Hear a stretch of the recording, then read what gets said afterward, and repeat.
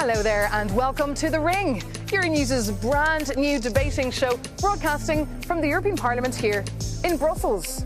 Once a week, two elected members of the European Parliament go face to face on some of the most pressing issues of our time. This week, we're discussing the EU's role in peace talks to end the war in Ukraine, and we're asking if we need to militarise European societies. Before we meet our guests, let's just get you up to speed. So far, Ukraine and Europe have remarkably been sidelined in negotiations aimed at ending the war with Russia. US Special Envoy Steve Witkoff met Russian President Vladimir Putin to push a US-sponsored peace deal. Initially concocted with the Kremlin, the plan was amended with European and Ukrainian inputs after concerns emerged that Kiev would be pressured into unacceptable concessions. Yet, Europe is having a hard time finding a seat at the negotiation table.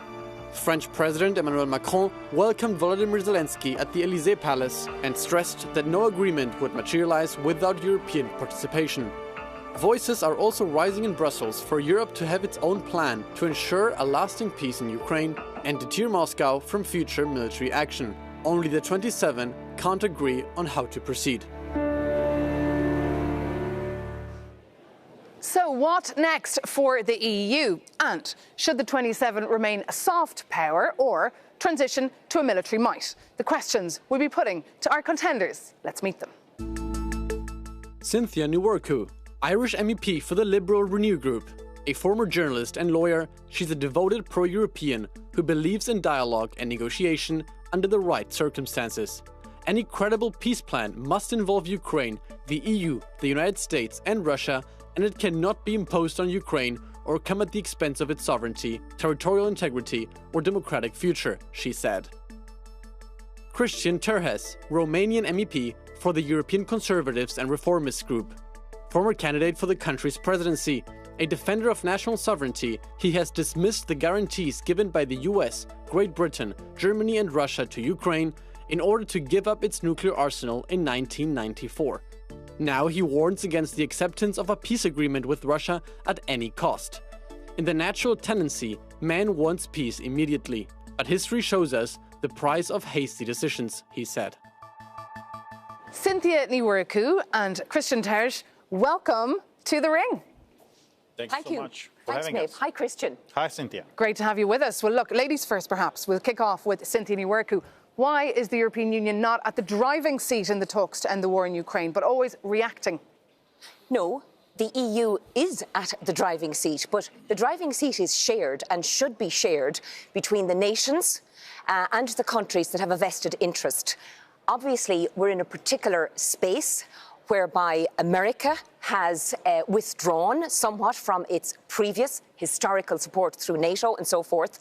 So we are in a new geopolitical atmosphere, as we all know, and therefore we are in the driving seat very much, but we can't take over in the driving seat. We also need our partners. So Russia is involved with the United States, and obviously we have Europe, but most importantly, we have President Zelensky and Ukraine. And in your clip, you indicated that the coalition of the willing, indeed, Zelensky was welcomed to the Palace Élysée, but he was also welcomed to my country and my parliament in the Dáil.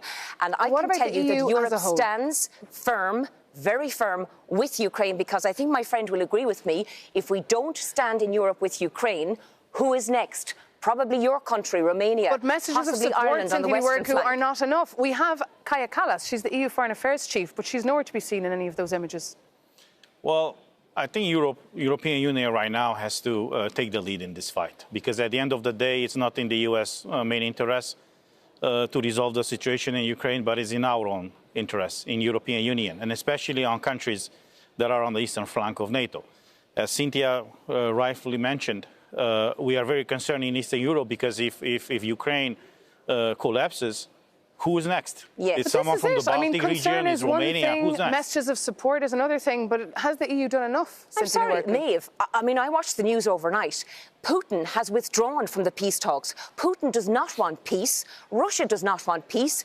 Europe has bent over backwards in their very professional, organised way, bearing in mind we have 27 member states, and has really negotiated very skillfully and very hard. And I don't really accept any criticism of Kaja Kallas. She may not be seen in pictures, but I'm not depending on her being seen in pictures. I'm depending on her and her team negotiating hard, and they have been doing that. But bear in mind, they didn't withdraw. Putin why has did withdrawn. the EU get He's sidelined no interest then? in peace. Why did the EU get sidelined by the Trump 28-point peace plan? That's very, very simple. And I mean, again, I'm sure Christian will agree. President Trump has set up these so-called collaborative talks, which are not collaborative in any way because the United States did not come as the arbitrator, as the mediator, with its proposed plan drawn from both sides. He came with a Russian plan.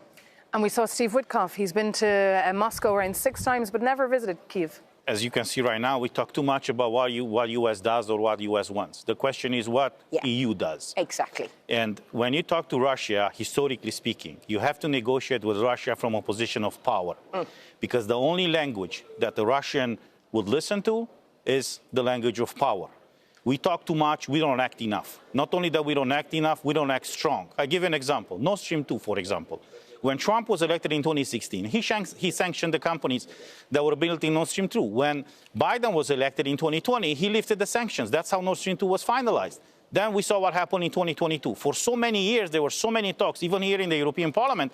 But behind the scenes, many EU countries, still conducted business with Russia. So Christian, we paid for these war premiums. Yeah, I totally agree with Christian when he says about, not acting up quickly enough, because if we look back at the initial invasion of Putin into Ukraine, that's when Europe should have acted more comprehensively, more firmly, and they didn't, and we really are paying the price of that now. But I don't accept the premise that Europe is in some way too weak or way too ineffective. I do believe that progress will be made. Look at how Trump is stymied. Every time he says there's a deadline, Maeve, every time he says it's a deadline, that deadline is passed and we move to a next phase.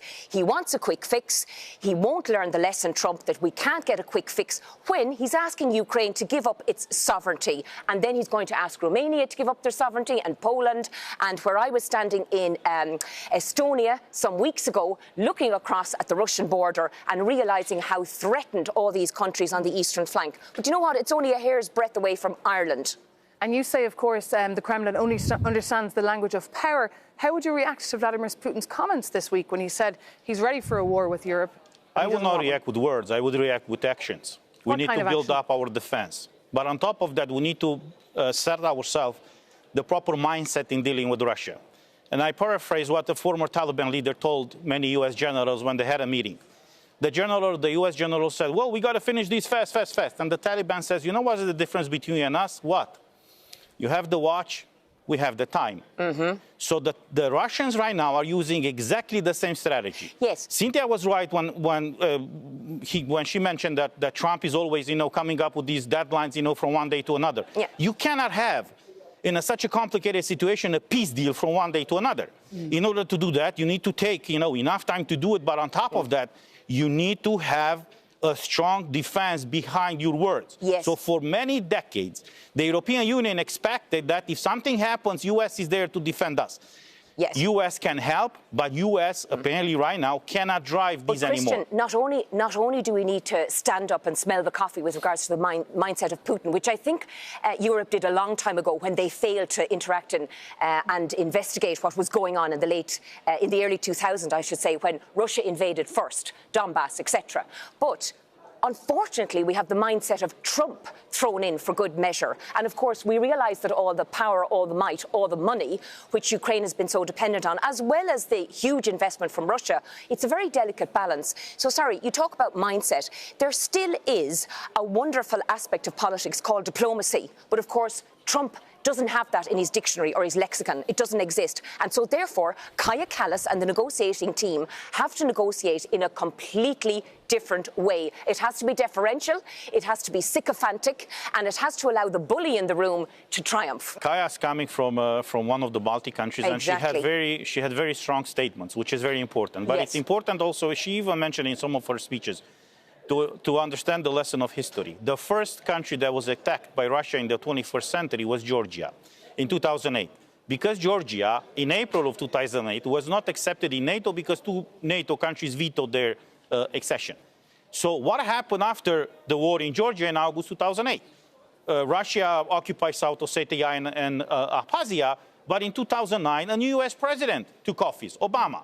The first thing that he did once he took office was to resume the relationship with Russia. Russia came with a precondition that said, and I quote, you need to forget everything that happened to 2009. We start from scratch. Well, they do not start from scratch. They keep everything that they got so far, and from this point on, they want to negotiate. But unfortunately, back to Europeans, so our viewers watching right here today, Cynthia Ní Mhurchú, is it time to militarise our societies? Is it time for your voters, your children, to start learning how to fight?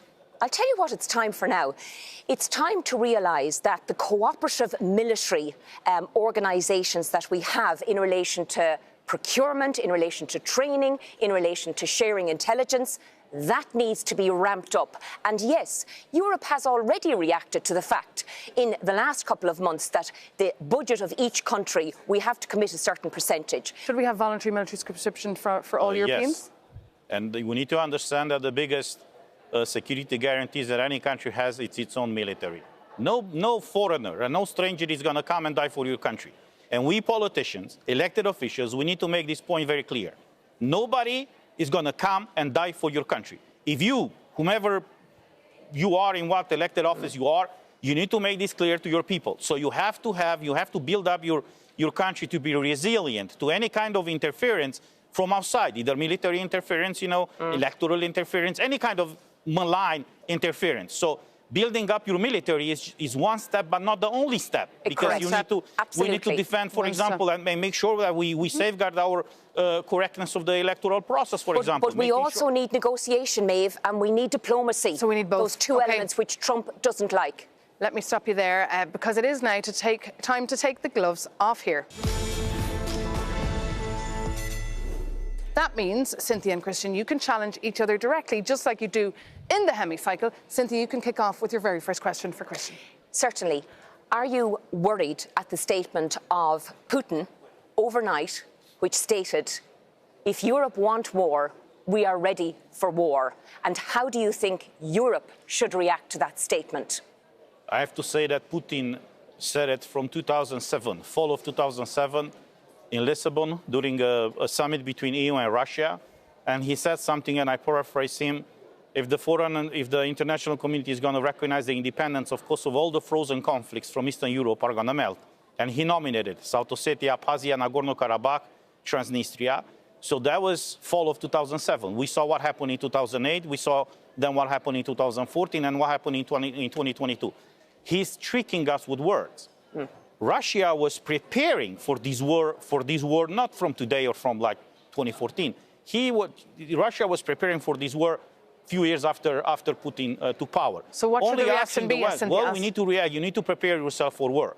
You need to not to attack someone, but to be able to defend yourself. Because is that not scaremongering? Are our viewers not sitting at home fretting? I'm not scaring anybody. I'm realistic. Look at what Churchill said, for example, during the Second World War. It's exactly the kind of leadership that we need and we are missing right now. I think we need to have a nuanced, mature conversation with our voters, whether we're on the western periphery in Ireland or we're in Estonia and we're right up against it, the country of Kaja Kallas. We need to have a mature conversation about the militarisation and the investment in militarisation. No, it doesn't mean a united European army, but it does mean massive cooperation, massive investment. But can we afford it? I mean, we will have to afford it, even though there are competing interests, whether it's farmers, which are very dear to my heart, whether it's businesses, whether it's education, Erasmus. But right now, at this point in time, we are under threat. This is the closest we've been to the Cold War that I can remember. Cristian, your question now for Cynthia? You were mentioning about the price. I have to say that it's cheaper to invest in your own defense than to support a war. And we see the situation in Ukraine. It's way cheaper. Cristian, your opportunity now to address a question to Cynthia Ní Mhurchú. Yes, considering I hope it's a simple one. Well, we'll see, So, do you think EU could have done more to help Ukraine? And if so, what? Absolutely not. I don't believe they could have done more. I think the amount of money that Europe has put in, more than the United States, and the amount of talks, time given to talks, preparation given for talks and leading out, they couldn't have done any more. I think they have ramped up and reacted with regards to the commitment of the member states to their military spend, to their defence spend. I don't think with 27 member states who have very different constitutional setups and structures, I don't see how Europe could have done more. Are we perfect? Of course not. I'm not suggesting that. But sorry, this is in real time, Maeve. But certainly not enough has been done, Cynthia, if we're entering now the fourth winter of war. Ursula von der Leyen, and I wouldn't be the biggest fan of Ursula von der Leyen or President von der Leyen, but Ursula von der Leyen has reacted as swiftly as she can to a devastating new geopolitical situation that Cristian has referred to, which is no support anymore from Europe, stand on your own 2 feet, get on with it. Well, would you agree with Cynthia? Up to a point, yes, but I think EU could have done more sooner, because now we have the 19th package of sanctions. You know, many of these sanctions could have been done right at the beginning of the invasion of Ukraine by Russia. On top of that, we could have, you know, cut their finances. You know, even right now, for example, the transportation corridors, for example, from Central Asia and China, all the goods that are coming to Europe, they are still coming through Russia, which is absurd. So on one side, you're claiming, and rightfully so, that Russia declared war to Europe. On the other side, you do business with them. It doesn't make any sense. This is what I'm calling on public officials, you know, to be correct and to be straightforward with the population, because it's the only way to be able to properly defend from these kind of attacks. And briefly, what leverage do the Europeans have over President Trump, for example, who seems to trust the Russians more than he does the EU? I think the leverage that we have over the United States is to show the United States that we have heard the message loud and proud from President Trump. We are standing on our own 2 feet and we do have a plan. But Cristian is right. There can be certainly a ramping up, particularly in relation to excuse me, the financial sanctions, a ramp up of that, instead of having so many talks about talks. Now, bearing in mind that some countries in Europe are more adversely affected if we do impose the trading sanctions. So we have to be careful that we don't create another crisis. But you're quite right. Perhaps more could be done in that regard. But with regards to America, I think Cristian is right. We have to stand up with a powerful voice. Kaja Kallas is doing that. She's doing it in a feminine way, which obviously juxtaposes against President Trump, who's calling journalist Miss Piggy on Air Force One. But at the same time, I would prefer to have her leadership rather than the likes of what we're seeing across the pond. Cynthia, we're a big fan there of Kaja Kallas. Look, we've heard some points of view from our MEPs here, and now I would like to bring in another voice. And I'd like to bring in the voice of Ben Hodges, the former commanding general of the US Army Europe. Speaking to me earlier here on Euronews, he said the US really sees Europe as inconsequential, except maybe for some business purposes. Europe, he said, is slowly waking to the realization that they cannot count on the US to be a fair interlocutor here. Cristian, are we inconsequential? Up to a point, yes. He said we're fourth on the list of the priorities of the Americans. Yes, because for so many years, we allowed ourselves to be fourth on their list. Trump said, when he was asked recently or a few months ago, what is his position on Ukraine and how the U.S. is going to react to what is happening there, he said, you know, there are two oceans between U.S. and Russia, which geographically is correct. There are two oceans, Pacific and the Atlantic Ocean. It should be us, the Europeans, the driving force of the peace deal in Ukraine, and we are not right now, because we talk too much and we act soft. Russia, this is the important, look, every time when Putin speaks, he makes reference to certain historical events.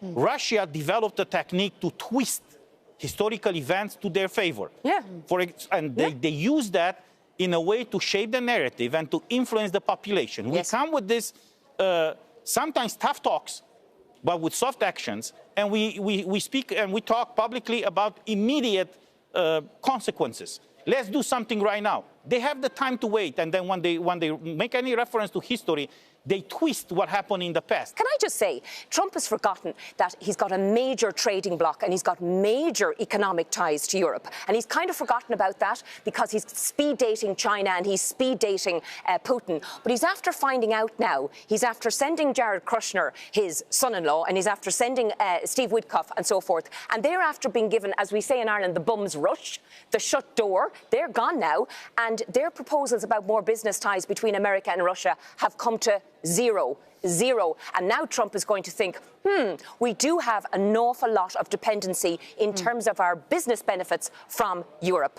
And interesting this week as well, NATO foreign ministers gathered in Brussels without the US Secretary of State Marco Rubio around the table. A very unusual move. But on that point, we can close this conversation to take a very short break here on The Ring. But do stay with us because we'll be back very soon with some more political punch from the heart of the European Parliament.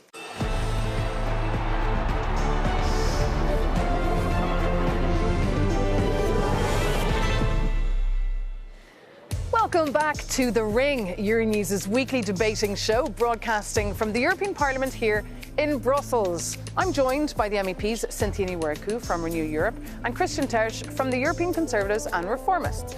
And the idea here is to bring the European Parliament debates to your very couch. So, what about you? How do you feel about the war in Ukraine? Has the EU done enough? And would you be willing to fight if Russia invaded your country or another EU member state? Well, Euronews' reporters took to the streets of Athens, Madrid, Bucharest and Warsaw to find out. Take a look. Pentru respect față de familia mea, adică eu n-aș vrea să fug undeva și să-mi rămână familia aici când aș fi putut să ajut în vreun fel. Uważam, że powinniśmy walczyć jako kraj, sprzeciwiać się temu, to jako jednostka definitywnie bym raczej nie podjęła walki. Ja zawsze bym walczył za mój kraj, oczywiście. Ja uważam, że to jest honor, żeby zginąć za swój kraj, więc oczywiście zginąłbym za swój kraj, to jest zaszczyt. Es una pena que tengamos que estar pensando en este tipo de formación. Europa hemos vivido, entre comillas, muy bien y quizá ahora nos toca dar el do de pecho, pero creo que antes que a nosotros, a nuestros jóvenes, que nosotros ya vamos teniendo una edad. Yo sí, yo incluso este año me he planteado ser reservista, pero y si hubiera una mili yo me apuntaría. No ήταν για την Ελλάδα, ναι. Δεν θέλω να ρισκάρω τη ζωή μου για κάποια τρίτη χώρα. Interesting, right? To see how many people said they would actually be happy to die for their country, Christian. But we don't get to that point where somebody has to physically die. War is the last resort. When you go to war, you know, that's the collapse of diplomacy. So in order to prevent a war, you need to prepare for war. Everybody talks right now and understand the reason why, and they are afraid or, you know, in supportive of going to war. But that's the last resort. We need to prepare, you know, with all these things before that. And I'm telling you, if you're strong and you project power, Russia is not going to attack you. Russia is like a bear. A bear is going to attack a weak animal. What is this on people's minds, do you think, Cynthia Ní Mhurchú? In Ireland, for example, a country that's far away from... I'll deal with Ireland, and Ireland wasn't Vox Pop. But what that shows is the difference, the diversity. But we have to have inclusivity. For me, Europe is full of diversity, inclusivity and liberal values. That might be different for Christian's party. But having set that aside, it shows that we as elected representatives in Europe need to speak to our voters in a very reasonable, informative, intelligent way about the fact that militarisation doesn't mean a European army. It doesn't mean the destruction of neutrality in Ireland. It doesn't mean that youngsters in Ireland are going to be signed up for conscription. It means different things to different countries, but there's got to be a unity amongst Europe in relation to the protection of Europe and fortress Europe. But it doesn't mean capital F. So and what we still need talks. What answers, Cynthia, would you have gotten if you went out to speak to your voters about that topic? Oh, I think the answer in Ireland would be that people are very, very afraid of a militarisation that destroys our neutrality, attacks it in any way, because that is held very dearly, and of course it's in our constitution. So it's different for each country. It's very easy to be critical of the EU in terms of its negotiating skills and its sanctions and so forth, but we have a job to do as well. It's not all about the higher echelons of Europe leading out. So has the messaging been wrong from Brussels and they haven't got it right, this idea of rearming Europe? Well, rearming Europe, it's a good project and we fully support it. But we need to go back to the narrative. He who frames the argument wins the debate. The whole debate right now, both in Brussels and in DC, it's about let's have a peace. The narrative in Moscow is let's win. Yeah. So we don't talk anymore in Europe nor in DC about winning a war that we did not start. We were attacked. We didn't. We always talk about let's have peace. So that Putin knows that. And Christian and I at the break discussed Putin wants more. He wants to grab. The conversation in Russia is about grabbing more. Exactly, because if you give land in exchange for peace, tomorrow you'll have another war, so they can take more land for pretended peace. I was in an official delegation in Latvia, and I could see into Russia. The first billboard in Russia, once you pass the checking point, it's victory. So their mindset, since the young age, kids in Russia are educated to win this war against the West. This is not a war that started in 2014 or in 2008. It started way earlier than that. If we don't change our mindset to understand that we have on the other side, it's not even the other side of the table, because they're not at the table. The other side of the battlefield, pretty much, an opponent that really wants to wipe you out, you will not be able to win this war. So I would use exactly the same narrative as Ronald Reagan used to say when he was asked, how do you think the Cold War is going to end? Very simple. We win, they lose. And on that point, we can bring this segment to an end and move on to our fifth and final round. Our guest MEPs are only allowed to answer my question with a yes and no answer. Is that doable, Christian? Yes. Bring it on. Should Ukraine join the European Union? Yes. Yes. Should they be fast-tracked into the European Union? Yes. Yes.